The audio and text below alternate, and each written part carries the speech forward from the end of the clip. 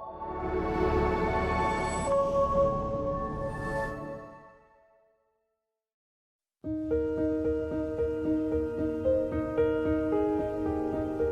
Trina, an Indigenous filmmaker, storyteller, and intuition teacher.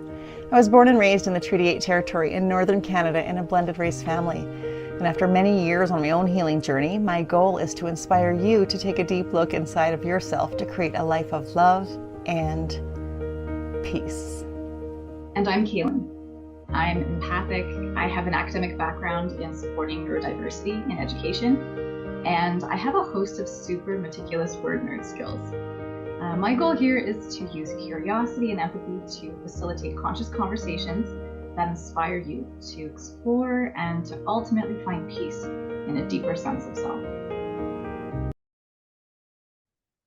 If you have been following along our People for Peace podcast, you will have noticed that we have been intentionally bringing you different people from different professions and backgrounds and spiritual beliefs, non-spiritual beliefs, to help you open up and discover and question your own inner peace. So our belief here at People for Peace is in order to have peace on the outside, we need to have peace on the inside. But in order to do that, sometimes we need to dive deep and we need to question things or look at things from a different point of view. And sometimes people have the perfect bit of wisdom to share with us to help us step on that path. So today we are featuring Dr. Travis Pilipow. He grew up in beautiful northern BC after graduating from the University of Northern British Columbia with a Bachelor of Science in Biology.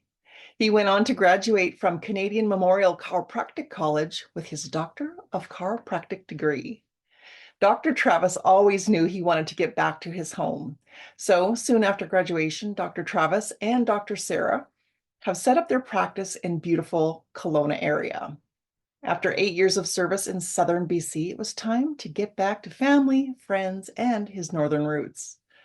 Doctors Travis and Sarah purchased South Peace Chiropractic in 2017, and they are happy to call Dawson Creek home. Dr. Travis has gained experience in adjusting patients of all types and ages, with a focus on spinal corrective and lifestyle care.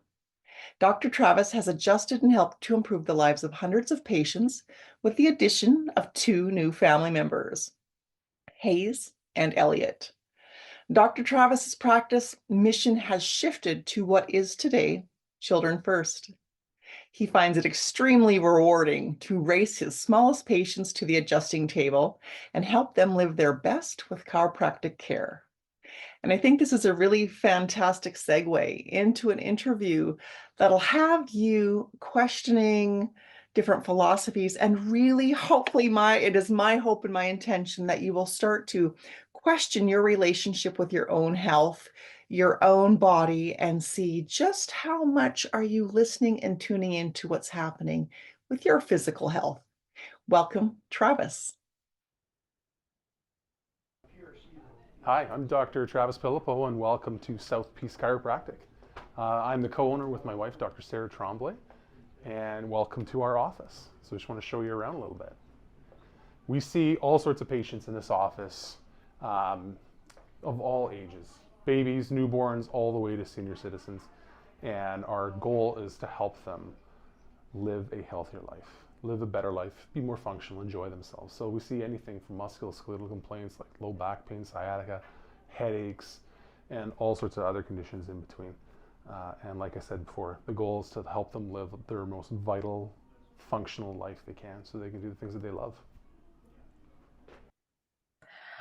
Dr. Travis, can I call you Dr. Travis, or do you prefer Travis? Travis is perfect. Thank you. Okay, great. Travis, I'm really curious. Why were you called to chiropractic? That's kind of an interesting question because it was a little bit like when I first was into chiropractic college, it was almost embarrassing to answer this question, but a blind faith, is that a good answer? Sure. Yes. Tell us more. Yeah, like I pretty much made my mind up when I was in grade 11. Like I had a friend who was talking about chiropractic and I kind of did some reading on it. And I thought, this is kind of a cool profession. I was like, okay, let's do that. It wasn't very meaningful. So when we got into school, I met like a chiropractor in my hometown of Prince George, and was chatting with him a little bit, and then I had a book I was reading on chiropractic, and I was like, this does sound like a good profession. It was kind of intriguing with the like natural health aspect of, you know, helping patients and stuff. And I just applied when I was in my third year in university, and I kind of just knew what I was doing.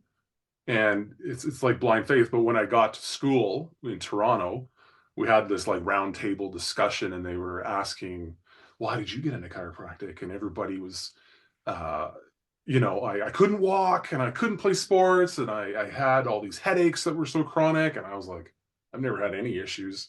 I've never even had a chiropractic adjustment. And everybody's like, really? You got into chiropractic to just, you haven't even been? I was like, no. So it was a little bit embarrassing. And like there's second generation chiropractors there. Like their dad was a chiropractor and their mom, or even third generation. I even met fourth generation chiropractors. I was like, well, there's got to be something to it. So it was honestly like blind faith.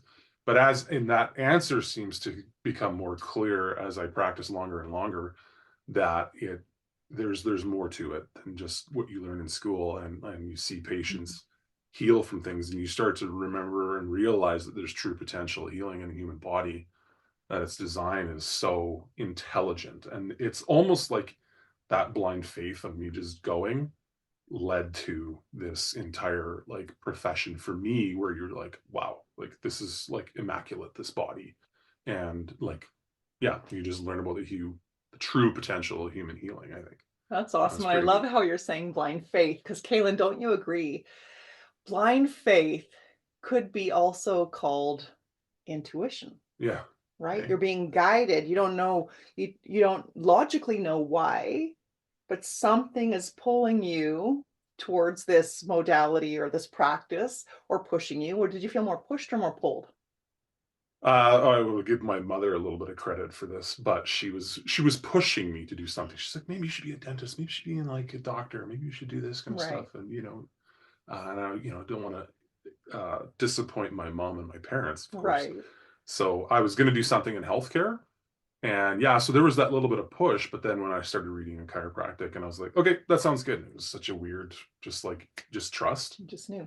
Yeah, it was pretty cool. I think that's great, because I think that's the thing, is I believe that we're all kind of assigned to these missions in life. Like, you're going to be a chiropractic doctor, you're going to be a filmmaker, you're going to be a writer, and all of these things start happening. But you call it blind faith, and it is, but it's also this like deep inherent knowing, and then we follow these paths that we're being given or assigned to. And I think that's just super cool.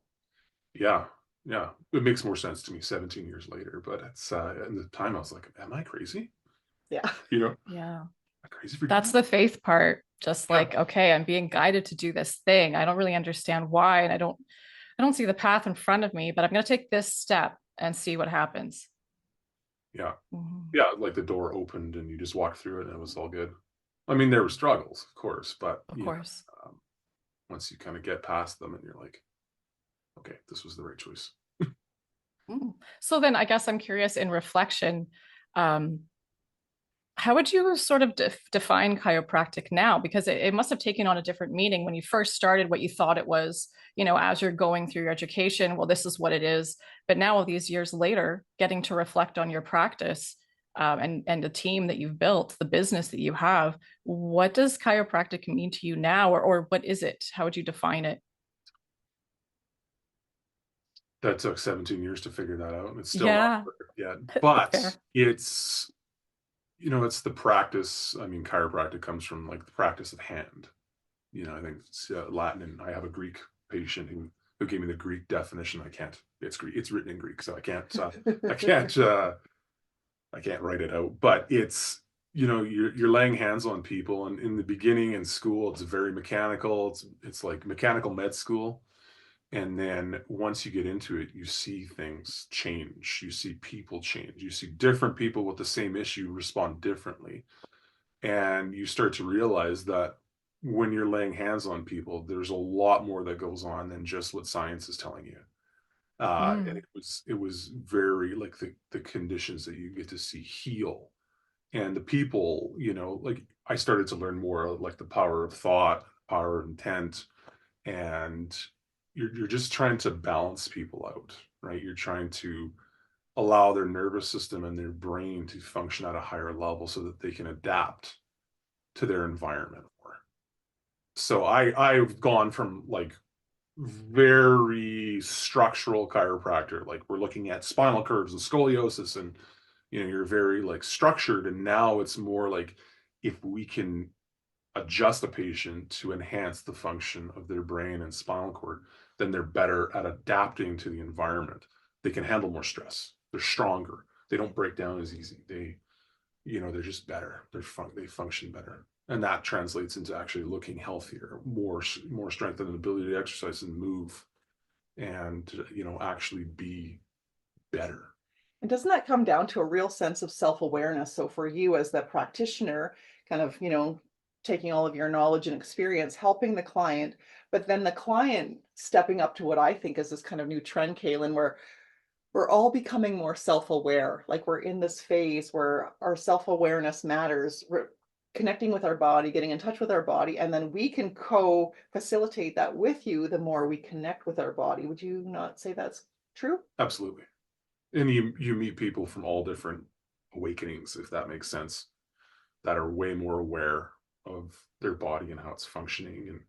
And I always joke with patients, I see a lot of female patients.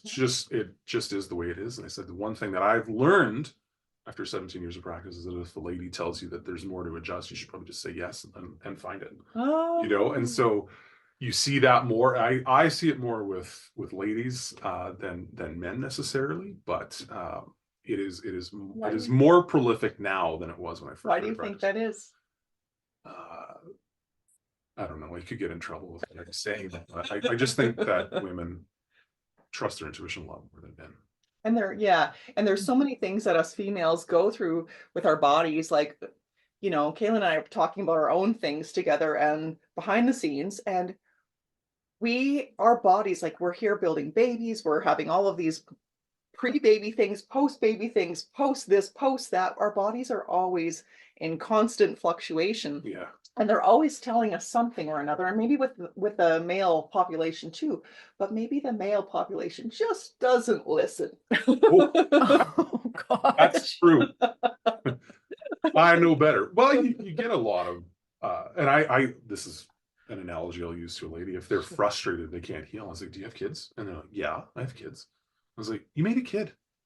2 cells turned into 7 trillion. That's an intelligent design. Did you have to think about that? No. Okay. So can you heal this back pain or this headache or your digestive system? Can you do that? Yeah, I can. So you're kind of like a hope dealer. I'm stealing that quote from a colleague of mine, hope dealer. I like it. Let's all steal Tony it. Evil. Tony, let's steal that. Yeah, okay. stealing. Yeah, that's great. Isn't Okay, that- then I have a follow-up question for both of you then, because as the practitioner, and then Trina, you are a patient of chiropractic. What's something you've learned about your connection to your body? Well, maybe I can thank Trina for part of this too, because we have a lot of in-depth conversations. The appointments take a lot longer. But you go through school and it's all about science and it's all about what cell does this and the spine does that. And the one thing that has been very interesting for me is the power of thought, belief, intent, creating your reality.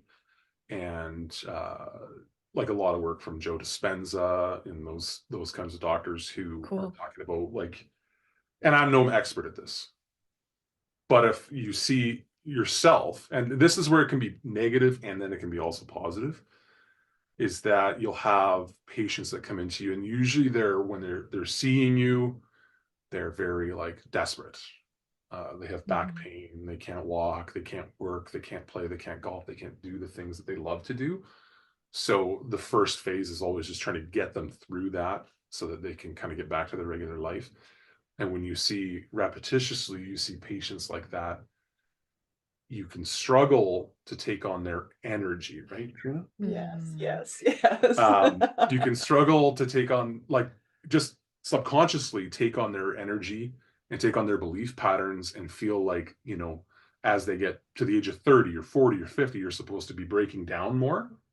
And so that for me has been a struggle where you're like, okay, you see these broken at the moment, broken patients, and your job is to help them function better and get better, but you kind of try to take that on yourself unknowingly and unconsciously. So that's the struggle negatively. But then you can see patients like I have that have been under chiropractic care for 20 years, and they're almost 80 years old, and they basically run 7 kilometers every single day. They don't look 80, and they function at a high level. So you have to balance seeing kind of the negative aspect and cut the energy off, with seeing these amazing patients who are functioning at such a high level longer, and being no master at like thought and focus and stuff, and trying to always be better at that myself. I realize the idea of thoughts and beliefs lead to your reality. And I think that's been the biggest thing I've learned for my own self and dealing with my own challenges, is that you got to keep your thoughts focused in the right direction to create your belief system to be, your reality. Yeah, that's higher consciousness and higher awareness. And we're creating these realities that we live in. And sometimes these bodies, Kaylin, to answer your question, was I'm a chiropractic patient, a client of Travis's. Well, I had a massive couple injuries when I was a little child. So I was hit by a drunk driver when I was 6. I fell out of a 40-foot tree when I was 8 and had a compound fracture in my left femur. So 2 years in a row, I was put in traction for a few months each, had to relearn to walk both times. Now I technically have one leg longer than the other leg. So my body and my spine is always off. So I am the 911 patient, Travis, I can't walk, right?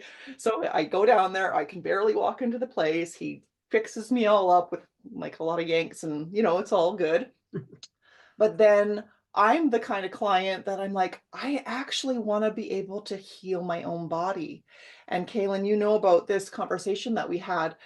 So I threw my back out pretty good twice in the last month, and then just recently again. So 3 times in the last 2 months, I threw my back out.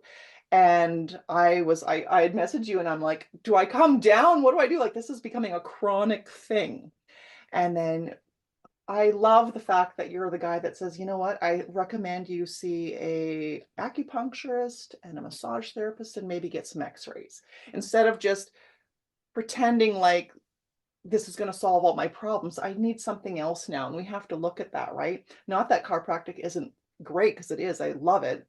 But as soon as I heard that, my own intuition was like, I wonder if I can heal this myself.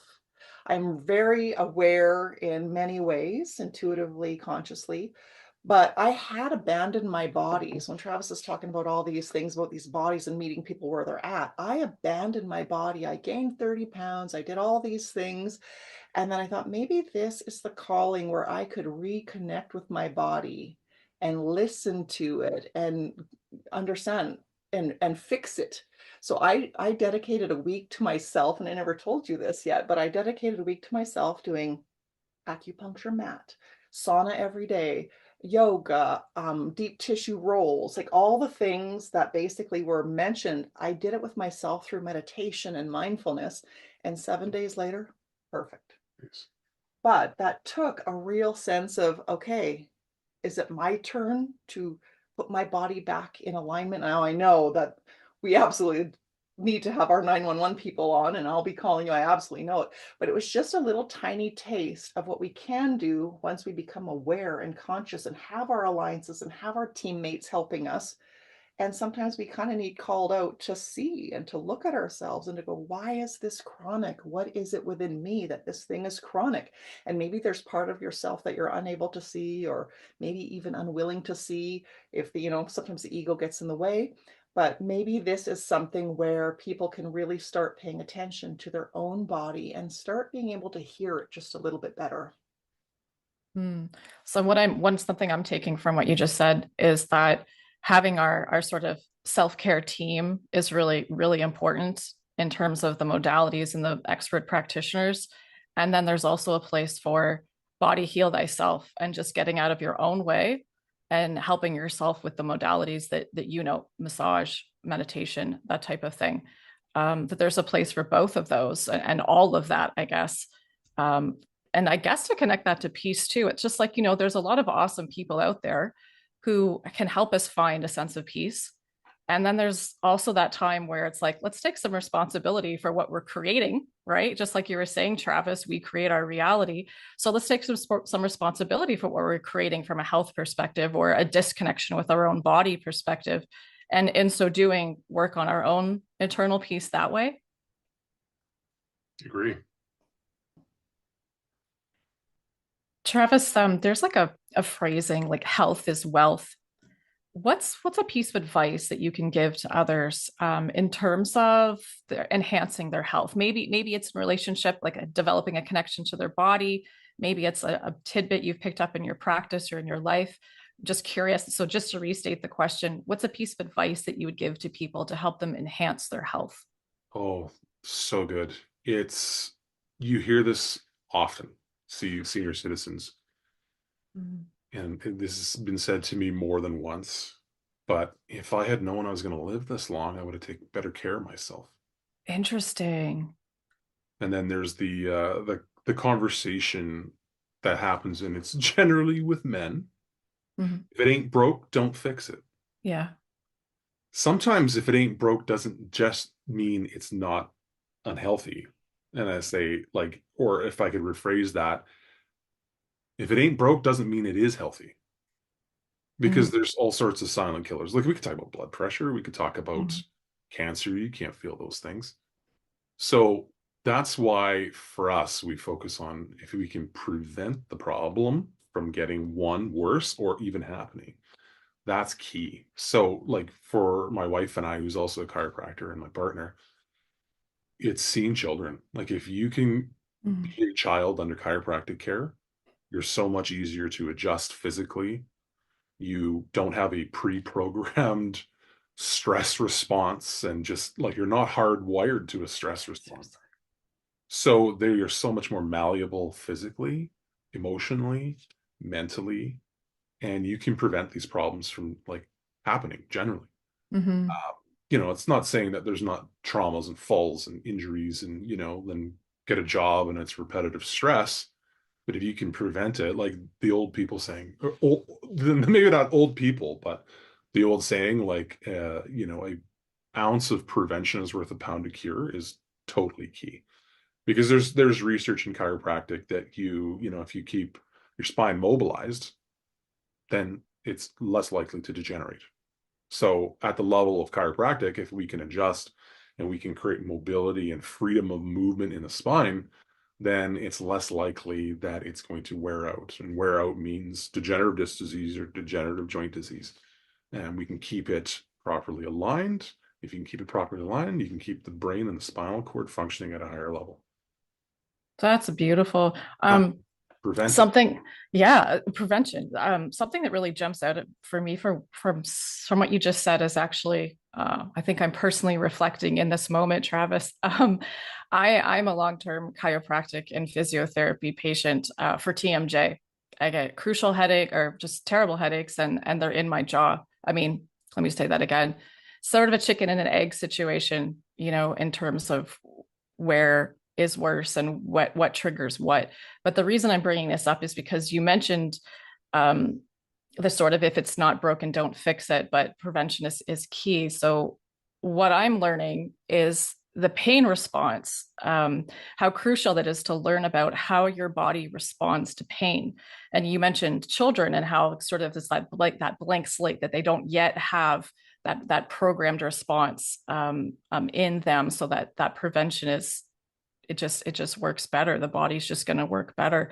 Yeah. So I guess I'm just reflecting that I'm learning about the importance of prevention and it's just treatment in terms of recognizing the body's pain response and how this is actually communicating something to me. When I get pain in my jaw, it's telling me something. I just need to have the tools and the support to understand what it is telling me. Yeah. That's interesting because now that you say that, I'm reflecting back to when I first started practice. Mm-hmm. And after graduating, you're kind of talking to people about, you don't want to really take Advil. I was, like kind of, extremely passionate about my profession. When you graduate, you're excited. Yes, You're like, yes. everybody's going to do what I say and everybody's Yeah. going to feel and it's going to be amazing. And you say, like, you can take an Advil for this. Mm-hmm. but you're just going to comfortably degenerate. And I don't think at the time a lot of people were kind of grasping that necessarily, because pain is not always the first thing that shows up in dysfunction. It's usually the last thing. It's also the first thing that goes away. Some people don't experience pain the same as other people, like mothers are way tougher than fathers, at least in pain. Um, so people experience pain totally differently, and we live in the north. We live with a lot of people who are just gruff and tough and ranchers and oil men, and they just work through it. It's like a smoke alarm going off, right? You don't just fan the smoke away from the smoke alarm. The fire's still burning in the house. That's the same analogy as pain. Pain is a warning sign that you have dysfunction, and you have to address the dysfunction before the pain can go away. That makes sense. Yeah. So then in terms of what you're seeing, I'm here in Eastern Ontario. I don't know if Trina mentioned that, but I'm in Eastern Ontario, but I used to live in Northern Alberta. So I'm familiar with what you say, whatever you mentioned, like that rough and tough mentality of just push through. And here in Eastern Ontario, we've got our own version of that. It's a lot of computer work and just push through the pain that you're feeling maybe in your back or your wrists or whatever the case may be. And I'm not saying that's on an Eastern Ontario thing. It's just my perspective of the people I hang out with. But anyway, I was going to say, with you living in the northern BC, what do you notice in terms of emerging trends, new things coming up for you, your clients? Are they coming in with stuff where you're like, okay, this is a thing now? I'm just curious with the way things are changing. What are you noticing? Yeah, that is such an interesting question, because I go back to when I graduated, 2008, first started practice. I started practice in the Southern Interior in Kelowna. It was kind of like retirement country. Oh yeah, that's right. So we had a lot of elderly patients. We had a lot of like boomer generation patients. And at the time, when you were talking about, hey, what's the difference between reductionist, allopathic healthcare? Yeah. Treat the symptom, and you can treat the symptom however you want. And allopathic medicine treats it with pharmaceuticals. So when you're started trying to bring a new paradigm of thought that you own, but you're not necessarily a silver-tongued orator yet, you're telling them, well, listen, you're kind of like giving them this, medicine's bad, everything you've heard is wrong, and this is the new way. And so it was almost like it was before its time, kind of, at that time. Not that you don't know people who are a little bit more natural minded, but you were sort of like, you're not doing a great job at medicine has its place, and they're like absolutely genius at like emergency care. Like, you don't go to the chiropractor if you have a heart attack, right? You go to the hospital. And I say that, but like when they're trying to kind of give healthcare advice with pharmaceuticals, the notion was, well, I feel good, so I must be healthy. Well, you can have high blood pressure and cancer growing and heart disease growing without any symptomatology. But the new trend now, especially since 2020, is people questioning mainstream. And I still say to them, I was like, there's a place for medical doctors. There's a place. But what's happened in our community is now, whether it's bloated spending, too much administration in the hospitals, if it's, a lack of people wanting to practice in the north, or if it's a lack of regulatory issue, I don't know.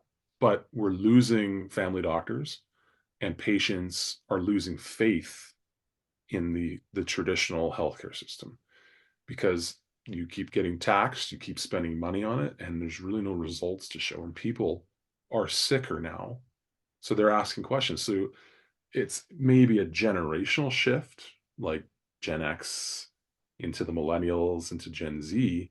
They're starting to say, like, if I'm having a headache, is it because I'm deficient in Advil or pharmaceuticals? And so they're asking questions, and they're looking for alternative solutions to their problems. And that goes into, now you're seeing people being more self-sufficient. They want to be more homesteady, right? They homeschool their kids. They grow their own food.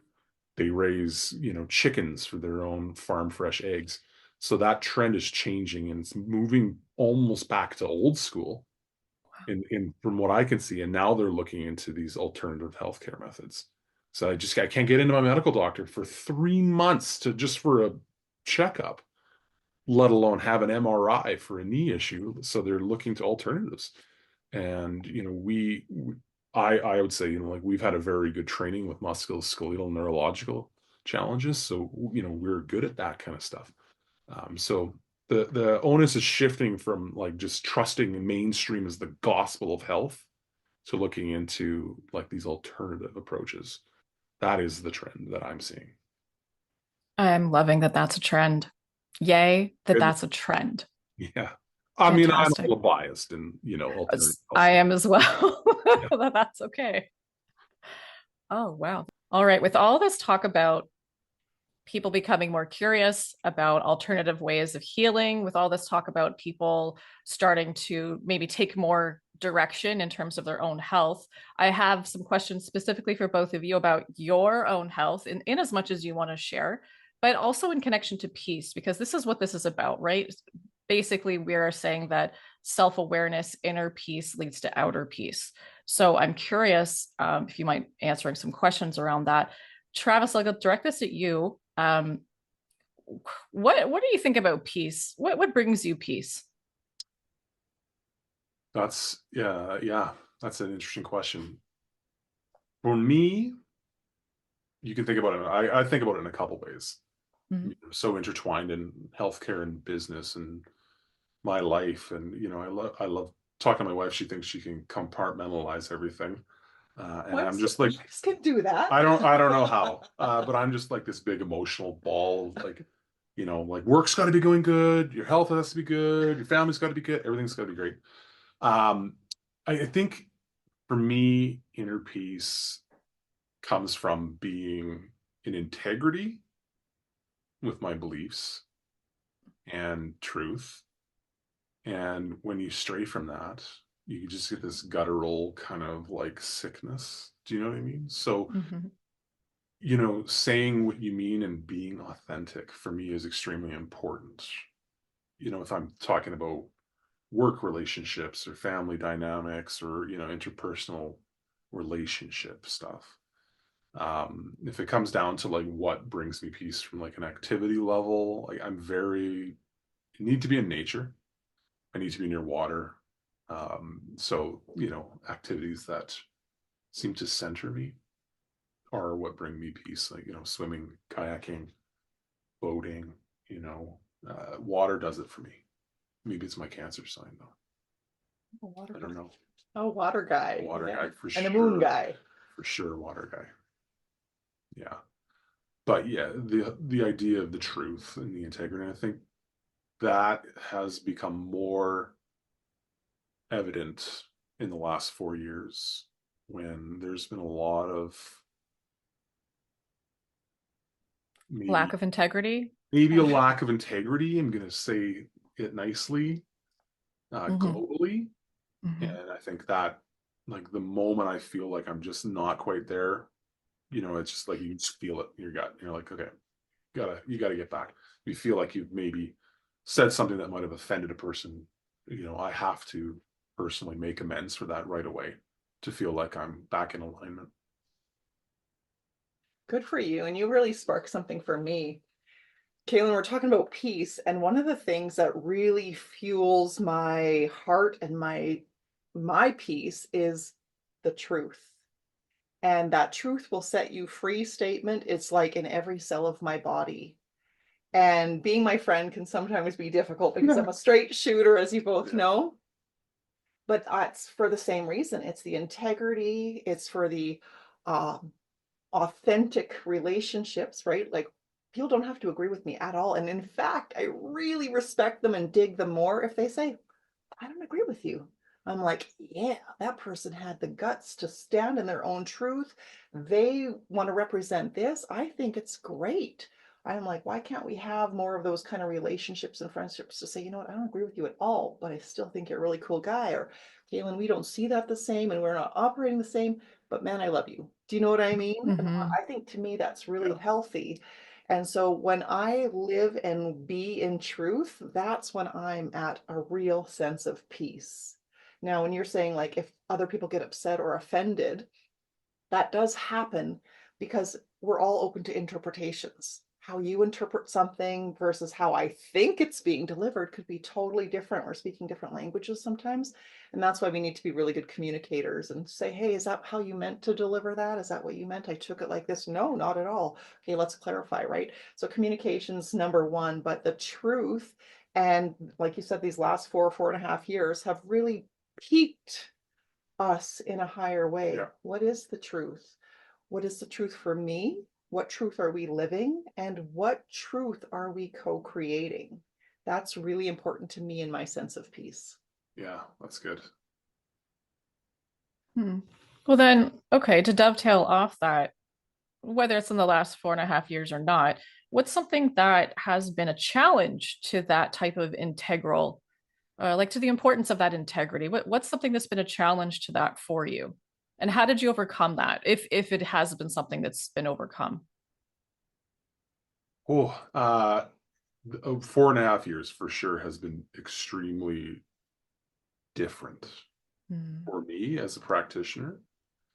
There's been a lot of divisiveness and knowing your truth, but being, let's just say, regulated by an external regulator has been very difficult for me personally, because there's, a lot of things that we can do to help. And there may have been some muzzling of alternative health practitioners, treading lightly on this one. But effectively, I don't think I've overcome that. I think where I'm at is just recognizing different opinions and just doing my very best to love that person, no matter what they believe, no matter the choices that they've made. If you agree or you don't agree, you just have to serve them where they're at. And that's how I'm doing my best to overcome that, right? Because maybe this is why Trina helps me with this, but everyone's got their own journey and their own experience that they have. And that for me is maybe how I can garner some of my own internal peace on that, even though I'm not able to express everything that I believe and stand on the soapbox and scream it out loud. You can pick your battles and you can win. And I think I heard this from you a year and a half ago. Like she's got the loud horn speaker that she can broadcast, that Trina can broadcast, but certain people that she knows and is friends with are a little bit more regulated, so they have to kind of take it down to a little bit of a quieter level and help who they can help in their own little circle. And how about you, Kaylin? Let's ask you that question.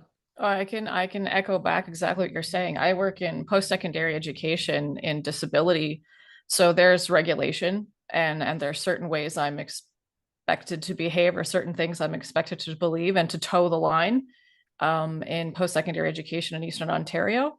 And there's,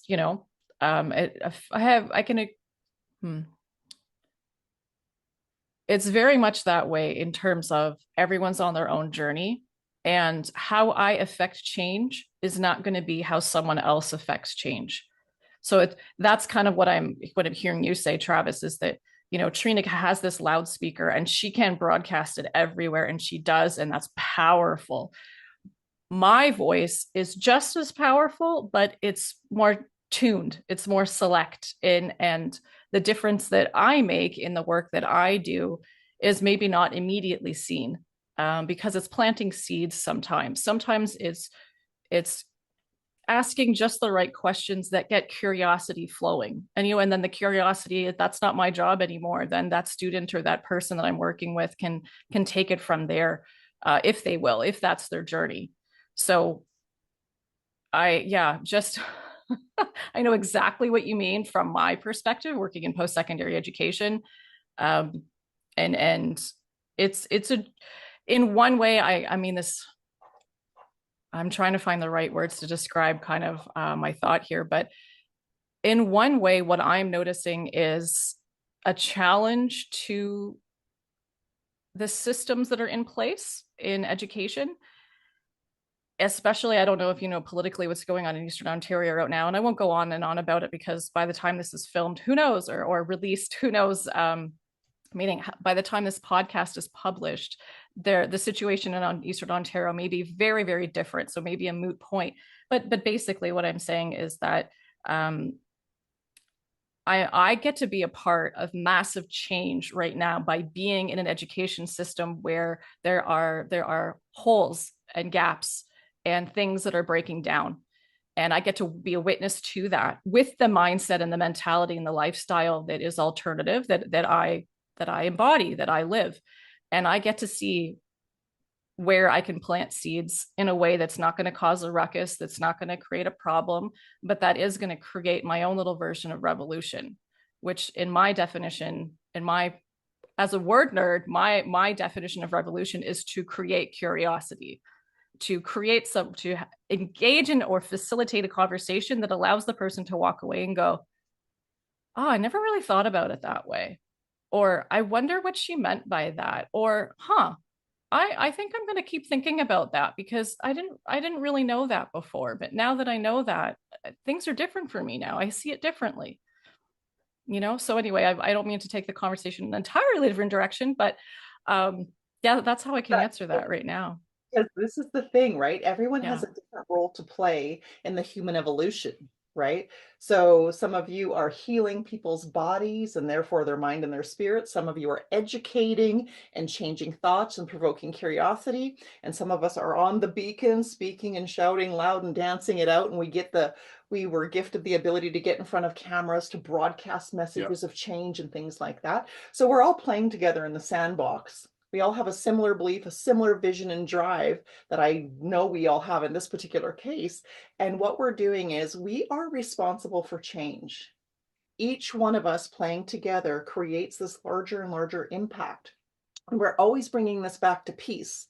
So in order to have a collective peace, we have to get confident and secure with ourselves on the inside, being confident with exploring and expressing those beliefs in a healthy way. But our guidance systems will tell us what's okay and what's not okay. And in the big hopes of it all is knowing that we are making enough of a change in health and education and spirit to completely shift and adjust the collective world heading towards peace and love. Mm-hmm. And again, like we've been talking about, that all starts with ourselves, right? That inward reflection, if we're going to go in terms of curiosity and health, how can I affect change within my own life? And then that ripple effect creates that outer change, that outer peace. One last thing I'd like to tail off here, Kaylin, is having these team members helping us, because we can't do it alone as well, right? Being able to go put my body back in order, being given some realistic guidance and, figuring out how I'm stuck or unstuck and getting people to help me where I'm weak. School and education was a real problem for me because I missed so much of it being in all these accidents and all sorts of other things. So I have managed to attract a health practitioner and an education professional to help me with my weaknesses. So thank you both very much. Yeah, I find that really interesting too, because being a chiropractor and helping people with their physical challenges with spine and nervous system and joints, it can take a physical toll on me as well. And it has after 17 years in practice. And, the only way that I can joke through that with patients is to say, well, listen, even Superman has a kryptonite. But, most recently, the last month, what I do is very asymmetrical. It's over and over again. You see, it's very repetitive and it can be very physical. As cushy as it seems, you're in a nice environment, it's physical. And you're prone to injury and it's asymmetrical. And that's what I tell patients is like and it's opened up my eyes, because in previous years I was like, you can do it, chiropractic can fix it. And then you have your own physical challenges, whether it be back pain or headaches, knee pain, foot pain, things like this. And you're just even though your wife's a chiropractor, it's not fixing it fully yet. So that really forced me to look into other professions too, right? To have a collaborative approach. And regularly I use, in this town, in our beautiful little town, we use acupuncturists, we use naturopathic doctors, homeopaths, physiotherapists, massage therapists, and they go from using them for maintenance, and they also can save you from crisis once in a while, like I've experienced. So it really has opened up, definitely in this last few years, extreme collaboration. Yeah, and I I like remember that. that being at your office and you were working on my hip and you were literally sweating yourself because it's a Yeah. workout trying to put these things back in order, right? Like when the person's really out. So that is it, because you're not just touching their body, you're touching them as a human being and all of this stuff. And like you said, so we're all learning how to separate what's yours versus what's mine, Yeah. and then taking care of yourself and really embodying your relationship with you while you're out there helping everyone else. I think that's Yeah. massively important to Totally. recognize. Agree. So, Travis, to kind of zig and zag here in this conversation, one of the things that has come to me intuitively when I started the production of this show, People for Peace, was that I was supposed to ask each and every member that's being interviewed what their definition of ego is. So, Travis, what does ego mean to you? And I ask you this because in our society, there's all different versions of things that keep us stuck or blocked or trapped. But I wonder, what does ego mean to you? And the reason I'm asking is because I feel intuitively like we can't really get past a lot of these obstacles and make some serious headway until we understand the reality of that particular word. Maybe my word nerd friend can help us out a little bit. But in your case, what does ego mean to you? It seems to me it's like that little voice in the back of my head that's like, it should be this way. It shoulda, it coulda, it woulda if you'd only done this. And it's like fighting, the ego seems to try to fight a battle that it can't win just to like prove it was right. Sometimes it And wins. sometimes it wins. And it's like 5 years ago, no, 6 years ago, had a very disruptive relationship in business. And holy man, did I struggle with, and it was a relationship that was close to us. And and it ended kind of not beautifully. And I struggled with my ego really aggressively. And so it was like, you should have done this, it should have said that, it could have been like this. And I was like, but it happened. And I think I read Byron Katie's book of like loving what is. And I was just like accepting the fact that the truth is what it is now. And like it happened because their capacity to do what they did was only as good as they had the tools for. So for me, the ego is like, it's that little voice in the back of their head that you like, either you want to get like revenge or you want to just prove that you were right. But getting past that is key. I hope I think that that's was perfect. decent and clear, but It's perfect because everybody's version and experience with it is different and it's always ever changing, right? And even as much as we grow and evolve, Helen, and we are always dancing with the ego. It shows up no matter how much self work we've done or how in touch we are or what our beliefs are. That thing is relentless sometimes, it's right? brutal. But when we can recognize, and I'm an egomaniac, I'm a self-declared egomaniac. Oh my gosh, Trina. Oh. No, I am. And because the reason I say that is because it's been one of the biggest life lessons I've had to overcome and endure, right? So I believed I was assigned to this topic because I was really excellent at the ego. Yeah. And in order for me to chop that thing down and really look at it and really dissect it and really stare at it in the mirror, so to speak, it is the most humbling experience ever when you look at your own baloney. Yeah. You know, we cannot change the world unless we're willing to look at ourselves and change some of the things that are not so shiny that live within us. And the ego is just part of the human experience. We all have to dance with this thing, but it's just one of the words and one of the topics that we're all assigned to. So the quicker we start investigating it and looking at it and understanding that, hey, it's just part of our experience, then we can grow, then we can evolve, then we can ascend. So if I say, hey, Travis, maybe you're stuck in your ego today, and then maybe you won't get mad at me. Or maybe you'll say, maybe Trina, maybe you're stuck in yours. But the point of it is we can work through it now. We can look at things just a little bit differently. So first of all, I really, really want to thank you for doing all the self-work. Like, you have done a lot of investigation on yourself. You read a lot of books, you sit in practices, you do all these things to get in touch with yourself. And I've witnessed it just from knowing you. And I want to say thank you for that, because that's what's making the world a better place. My ego says you're welcome. No.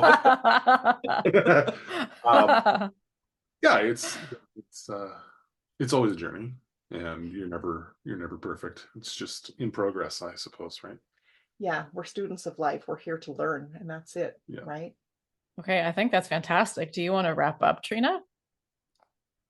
So, Kaylin, before we close out, tell me, buddy, how are you seeing the ego from today's point of view? From this conversation or from my own personal lens? Personal. Give us a bit. Oh, man. So, well, I have been reflecting on another conversation we had in this podcast that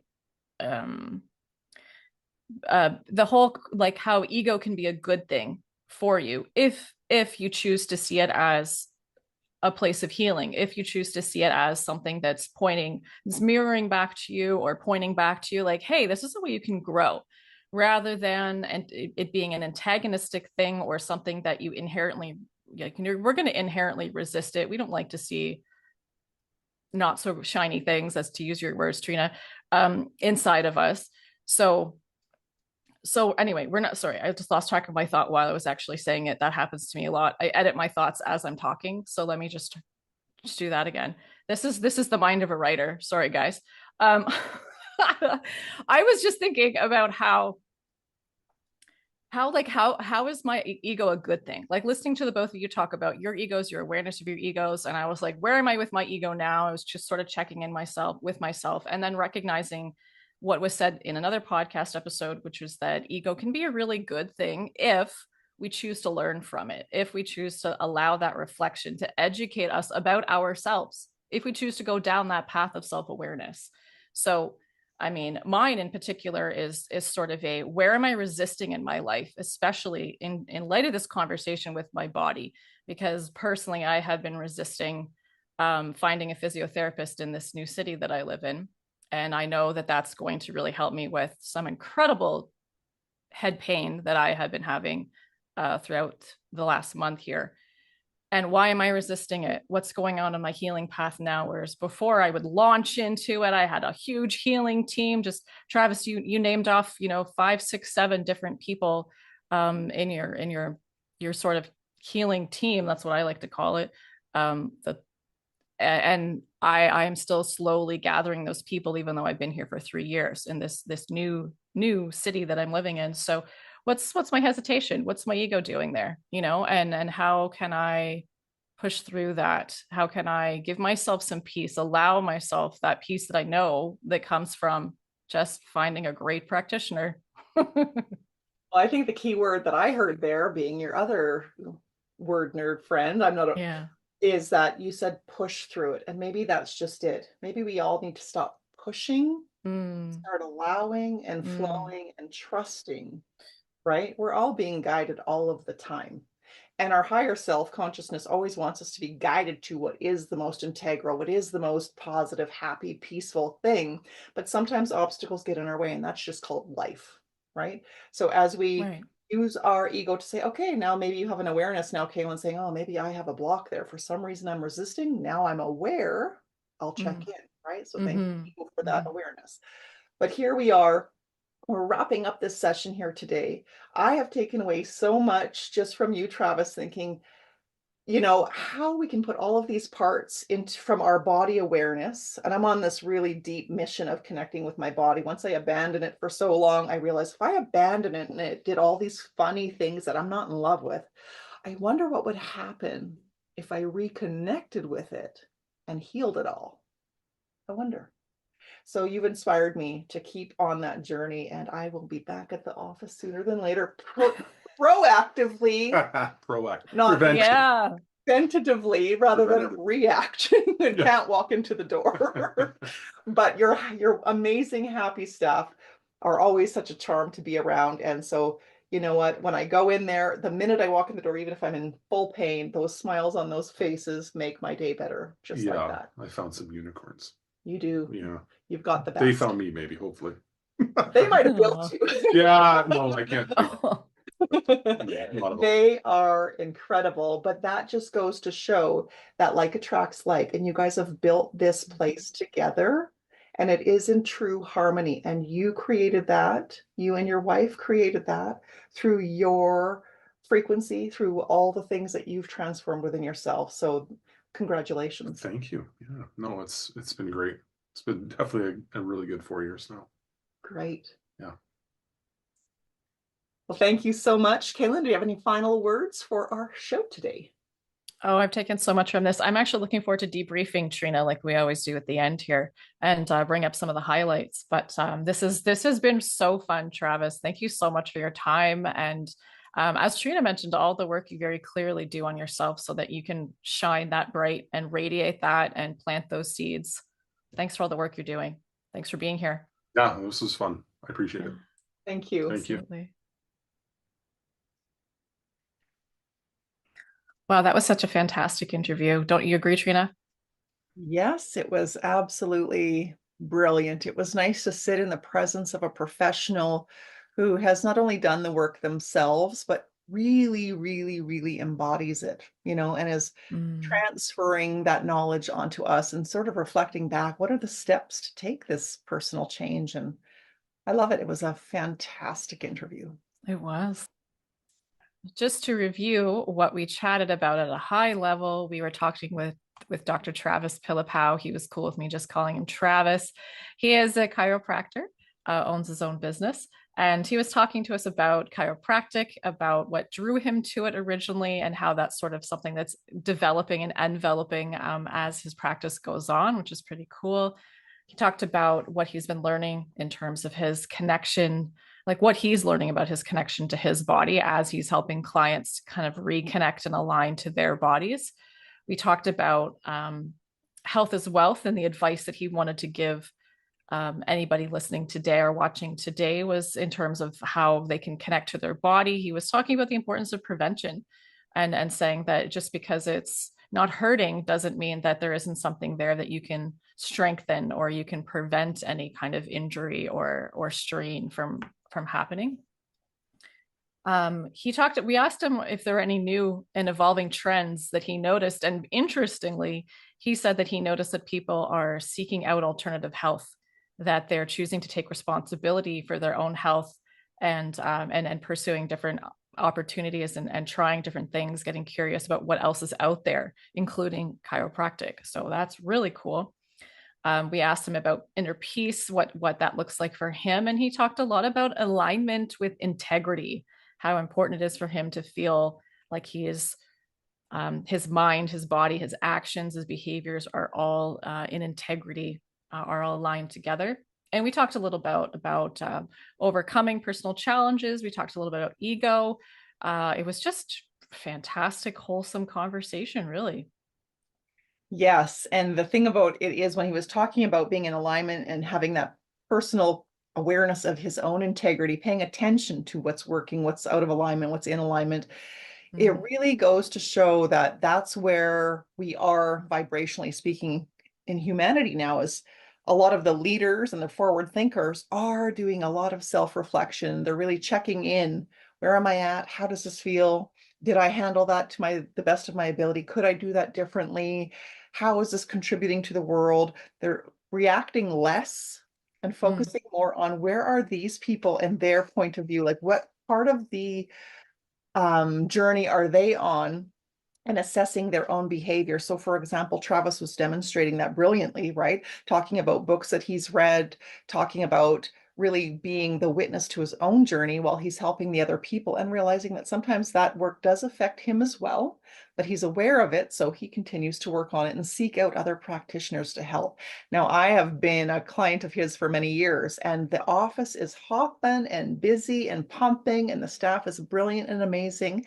And people are going there to be mindful, to be in touch with their body, to be ahead of the game. They are using these practices, and I don't even like using the word alternative, to be honest with you, because I think it's the normalest thing ever, right? It's what I consider normal health is being with the body and using people like Travis. And Travis he walks his talk, and the place is hopping. So people are seeking him out to improve their health and wellness. Now, I have admitted that I go there in sometimes a desperate state when my body is out of alignment. But when I go in and he rustles the hip back in and all this, I literally could hop, skip, and step out of there most times, right? But I have severe injuries, so I have to pay attention to that. So he was just a really beautiful reminder today of how important it is to be connected and in touch with your body and be forward thinking about health and wellness. Yes, like he was talking about the prevention, be forward thinking. Love that. Yeah. Something that really stood out to me is actually in the flow of, how in the flow of conversation, you come to an awareness or you start to ask yourself questions. Like that's the reflective practice, right? Because you and Travis said something, or because of the way the conversation was going, I have a train of thought that leads me to a new avenue to pursue, or for me, like to write about. So it's actually something you said. So I want to thank you for saying this, Trina. When I was talking about what ego looks like to me right now, I didn't even realize I used the word push or pushing through. Didn't even clue in that that's the word I used.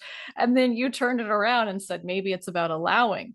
And that was like, that hit me. I had to write it down right away. Because I was like, what am I not allowing? What am I? And then even as I was typing it out to write on it later, the word I actually wrote instead of allowing was embracing. So I'm going to ask myself both those questions. But isn't that funny that I'm thinking the word allowing, but I write the word embracing? And now I have these two of these questions to reflect on. What am I not allowing? And what am I not embracing rather than pushing? Kaylin, I think I've shared this with you before, but in case I haven't, I'll repeat it. I always get this visualization in my imagination and my higher knowing that we are all students of life, right? And you are a teacher in a school system. So if we're here as students of life and we have to go through this thing that I see it kind of like an invisible dictionary with all these words, maybe it's ego, maybe it's push, maybe it's, resentment, whatever the words are, we're all going through and checking like, oh, I've got push. That one I'm working on push. What is push? What am I doing? I can reflect on that. I can learn it. I can overcome it. I can grow. Maybe now I'm going to go down to ego. What the heck is ego? And no, I don't have an ego. Do I have an ego? Maybe I do, maybe I don't. Maybe I don't know when I'm using it. But point I'm trying to make is we're in school. We're in the school of life. So we need not judge our reactions or responses because we're mostly super unconscious to them. But talking with Travis today, we're really honing in on the fact of awareness is king. So right now you became aware of this, you wrote it down, you're gonna investigate it in a couple different ways to see how it can affect and improve your life or your well-being. And that's all we need to do. That's it, right? That's the journey of life, is just discovering.